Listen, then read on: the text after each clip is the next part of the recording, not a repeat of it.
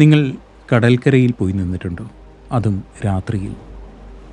തിരമാലകളിങ്ങനെ അണമുറിയാതെ തീരത്തേക്കണയുമ്പോഴുണ്ടാകുന്ന ഒരു ഇരമ്പലുണ്ട്. എന്തിനോ വേണ്ടി കരയുന്നത് പോലെ തോന്നും. കുറ്റബോധത്തിൻ്റെ, അഗാധമായ പശ്ചാത്താപത്തിൻ്റെ ഒരു ഇരമ്പൽ. കേൾക്കുമ്പോൾ നമുക്ക് വല്ലാത്ത സങ്കടം തോന്നും. ആർക്ക് വേണ്ടിയാണ് കടലിങ്ങനെ കരയുന്നത്?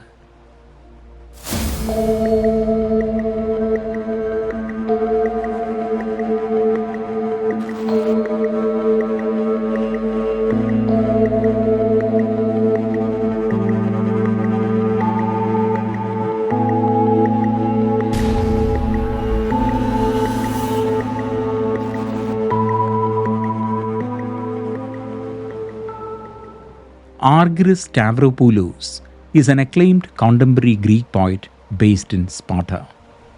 He is known for his deeply introspective work exploring laws, time, and the social and personal impacts of the Greek financial crisis. കടലിനെ പശ്ചാത്തലമാക്കിയുള്ള ദ സീസ് റിമൂവ്സ് എന്ന കവിത നമുക്കൊന്ന് കേൾക്കാം. The seas removes surfaces every time the waves appear. Not the wild, raging, frightening waves, but the other kind, sweet and soothing, like lullabies. തിരമാലകളോടൊപ്പമാണ് കടലിൻ്റെ ദുഃഖം അല്ലെങ്കിൽ പശ്ചാത്താപം അന്തരീക്ഷത്തിലേക്ക് ഉയരുക. And a poet makes it very much clear. പ്രക്ഷുബ്ധമായ കടലിലുണ്ടാവുന്ന വന്യമായ വലിയ ഓളങ്ങളെപ്പറ്റി, നമ്മയൊക്കെ ഭയപ്പെടുത്തുന്ന തിരമാലകളെപ്പറ്റി അല്ല കവി പറയുന്നത്. But the other, sweet and soothing, like lullabies. ഉറക്ക് പാട്ടുകളെപ്പോലെ അത്രയും മാധുര്യമുള്ള ആ ഇരമ്പലിനെ പറ്റിയാണ്. പണ്ട് രാത്രി ട്രിവാൻഡ്രത്ത് ശംഖുമുഖത്തൊക്കെ തീരത്ത് പോയി ഞങ്ങളിങ്ങനെ ഒരുപാട് നേരം നിൽക്കും. ഞങ്ങൾ സുഹൃത്തുക്കൾ ഒരു 11 മണിക്ക് പോയി കഴിഞ്ഞാൽ ഒരു 1 മണി 2 മണിക്കൊക്കെയാണ് തിരിച്ചു വരുന്നത്. അവിടെ ചെല്ലുമ്പം ഞങ്ങളെല്ലാവരും സൈലൻ്റാവും, നിശബ്ദമാവും. ഈ കാതിൽ ഈ കടലിൻ്റെ ഇരമ്പൽ മാത്രം ഇങ്ങനെ അതും കേട്ടുകൊണ്ട് സങ്കടം തോന്നും.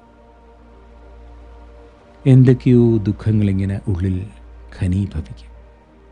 കടലിൻ്റെ ഇരമ്പൽ. Ripples of fluid sorrow, tides of guilt and regret. എന്തിനാണ് കടലിങ്ങനെ കരയുന്നത്? ആർക്ക് വേണ്ടിയാണ്? എന്തിനെ ചൊല്ലിയാണ് കടലിൻ്റെ ആ പശ്ചാത്താപം, ആ ഒരു sense of guilt? We are now curious. Not for those who were lost in its dark waters, not for those left behind waiting. കടലിൽ നിന്നു ആഴ്ന്നു പോയവരെ ചൊല്ലിയല്ല കടലിൻ്റെ ദുഃഖം. കടലിൽ നഷ്ടപ്പെട്ടവരെ ഓർത്ത്, കരയിൽ ശിഷ്ടകാലം ജീവിക്കേണ്ടി വരുന്ന മനുഷ്യരെ ഓർത്തുമല്ല. പിന്നെ but for those who remained shipwrecked on land, stranded and drowning, living their lives without ever attempting a journey. The sea weeping for those who remain shipwrecked on land, stranded and drowning. എന്തൊരു വരികളാണ്! കരയിലാണ്ട് പോയവരെയും ഒരു യാത്ര പോലും ചെയ്യാനാകാതെ മണ്ണിൽ മുങ്ങിപ്പോകുന്നവരെയും ഓർത്താണ് കടലിങ്ങനെ ഇരമ്പിക്കൊണ്ടേയിരിക്കുന്നത്, അഥവാ തേങ്ങിക്കൊണ്ടേയിരിക്കുന്നത്. ആ അവസാന വരികൾ വായിക്കുമ്പോൾ നമ്മൾ വായനക്കാരുടെ തലയിൽ ഒരു അടി കിട്ടുന്നത് പോലെ നമ്മളിങ്ങനെ തരിച്ചിരിക്കും.